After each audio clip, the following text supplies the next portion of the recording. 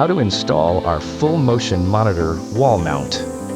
With the stud finder, locate the stud and center the mount on the stud at the desired height. Using a bubble level to ensure straightness, mark the center of the mounting holes with a pencil. Use a 5/16 of an inch drill bit and drill on the marked locations to a depth of 1.2 inches. Tighten the screws to the bracket on the wall using the lag screws until secure.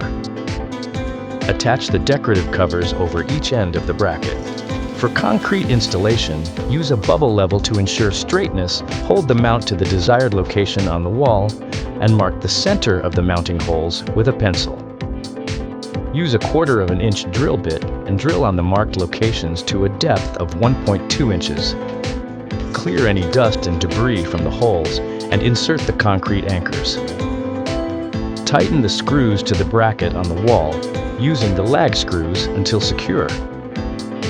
Attach the decorative covers over each end of the bracket. Place the first arm segment over the mount until it clicks onto the collar. Attach the second arm segment onto the end of the first arm. Ensure the arm is connected correctly and the black tab is fully engaged by listening for the click.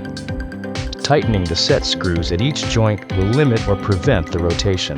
Do not attempt to straighten the VESA head until it is connected to the monitor and the arm.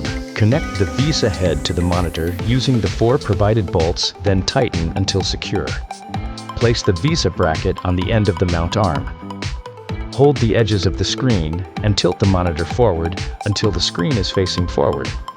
Adjust the monitor tilt using the bolt on the side as shown here. If the monitor does not stay at the desired angle or droops slowly over time, tighten the bolt to increase tension on the joint. Tighten the set screw on the back of the joint partially or fully to prevent rotation. Route any cables through the cable management system on the arms.